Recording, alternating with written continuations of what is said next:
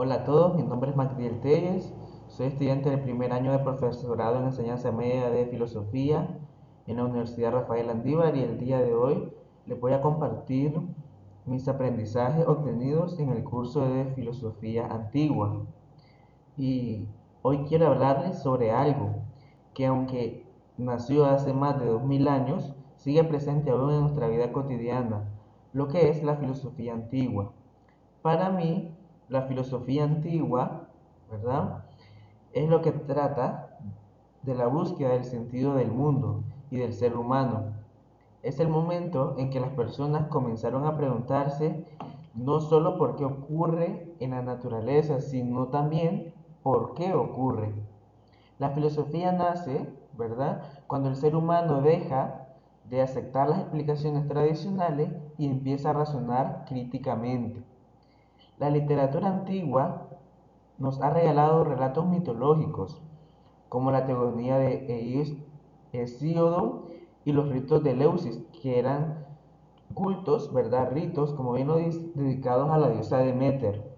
Empezar estudio de la filosofía con estos relatos es de suma importancia, debido a que nos permiten comprender el contexto cultural y del mundo religioso griego, antes de la filosofía, ¿verdad? Antes de la filosofía, el mito era la principal forma de explicar el origen del universo, de los dioses y de la vida humana. En la teogonía de Hesíodo, describe cómo surgieron los dioses y cómo se organizó el cosmos.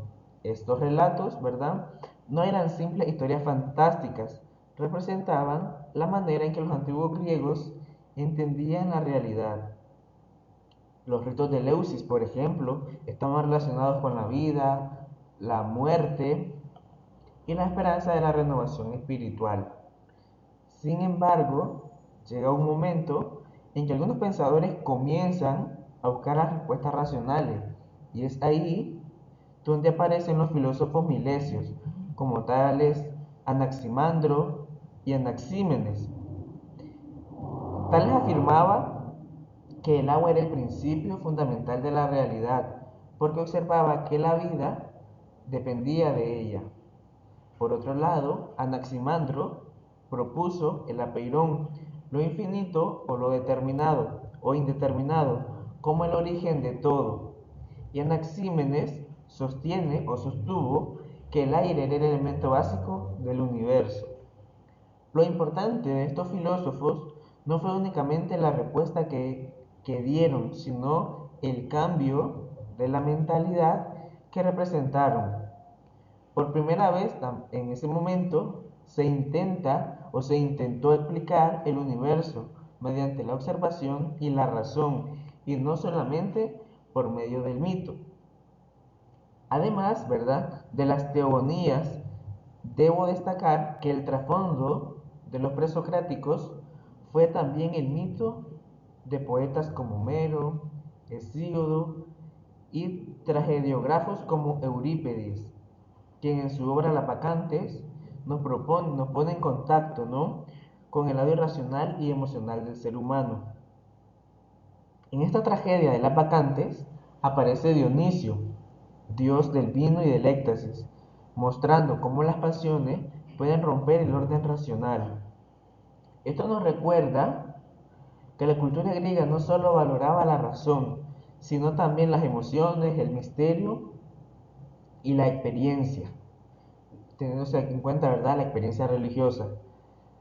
Dejando a un lado Asia Menor, especialmente Mileto y Jonia, encontramos en el continente y particularmente en Atenas a pensadores como Anaxágoras y Genófanes. Anaxágoras aportó la idea del nous o inteligencia cósmica como principio, ordena, como principio ordenador del universo. Él consideraba que el mundo no era producto del caos, sino de una mente racional. Genófanes, por su parte, criticó la visión tradicional de los dioses griegos. Decía que los seres humanos crean dioses a su propia imagen y semejanza. Con esto inició una reflexión crítica sobre la religión y el conocimiento humano. Siguiendo el interés científico, también encontramos, ¿verdad?, a Leucipo y Demócrito, quienes desarrollaron una teoría atomista. Para ello, la realidad estaba formada por átomos y vacío. Los átomos serían las partículas indivisibles que al combinarse forman todo lo que existe. Aunque esta teoría fue desarrollada hace siglos, sorprendentemente anticipó algunas de las ideas de la ciencia moderna. Algo curioso que debemos tener presente fue el giro pitagórico de la filosofía hacia los temas matemáticos, espirituales y éticos. Pitágoras y sus seguidores creían que los números eran la esencia de la realidad.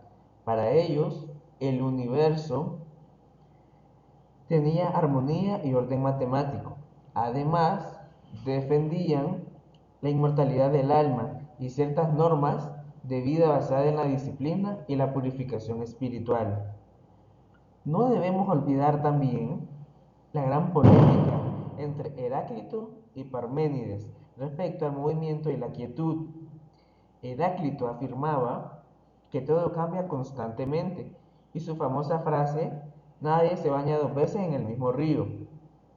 Esto expresa que la realidad está en continuo movimiento. En cambio, Parménides sostenía que el cambio es una ilusión y que el ser es eterno e inmóvil. Esta discusión marcó profundamente la historia de la filosofía porque plantea una pregunta fundamental: ¿la realidad cambia o permanece? Posteriormente, ocurre el giro humanista de la filosofía hacia temas sociales como la política, moral, la virtud, y esto fue posible gracias a la experiencia democrática de Atenas. En este contexto aparece Sócrates, de quien puedo decir que evolucionó la filosofía al centrarla en el ser humano.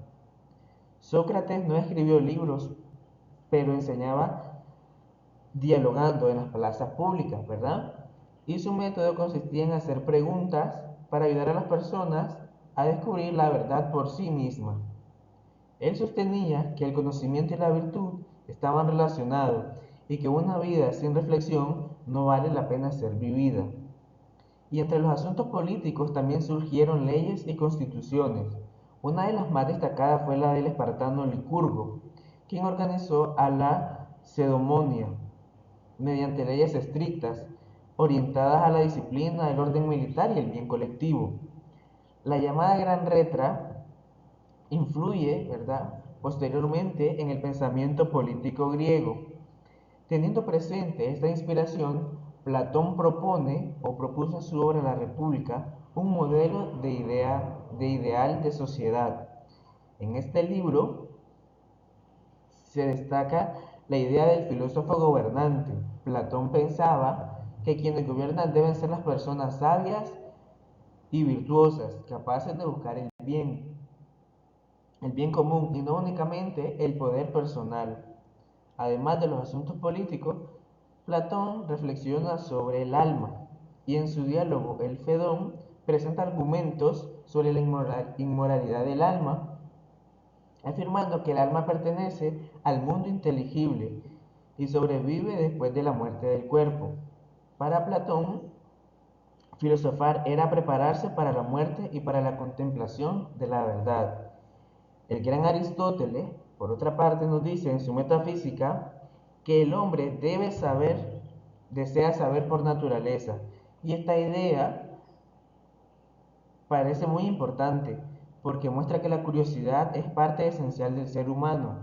Y en esta obra, Aristóteles desarrolla teorías sobre el ser, la sustancia, las causas y el movimiento. Entre las ideas que más me llaman mi atención está la teoría de los cuatro causas: material, formal, eficiente y final. Con ellas intenta explicar por qué existen las cosas y cuál es su propósito. Para ir finalizando mi presentación, no me queda nada más que hablar sobre la gran hazaña de Alejandro Magno y su proyecto globalizador conocido como el helenismo. Esta época se caracterizó por la expansión de la cultura griega hacia el oriente y por el intercambio cultural entre diferentes pueblos. Gracias al helenismo, ¿verdad? Las ideas filosóficas griegas llegan a muchos territorios y surgen nuevas escuelas como el estoicismo, el epicureísmo y el escepticismo, que buscaban de alguna manera responder cómo alcanzar la felicidad y la tranquilidad interior. En conclusión, puedo decir que mi aprendizaje de filosofía antigua la puedo resumir de la siguiente manera. La filosofía antigua no representa el inicio del pensamiento crítico, racional y humano. Gracias a estos pensadores, aprendimos a cuestionar la realidad, buscar explicaciones racionales, reflexionar sobre la naturaleza, la política, la ética y el sentido de vida. Aunque hayan pasado siglos, muchos años también, muchas de las preguntas siguen siendo nuestras preguntas actuales. Y quizás esa sea la mayor enseñanza de la filosofía, nunca dejar de pensar, preguntar y buscar la verdad. Muchas gracias.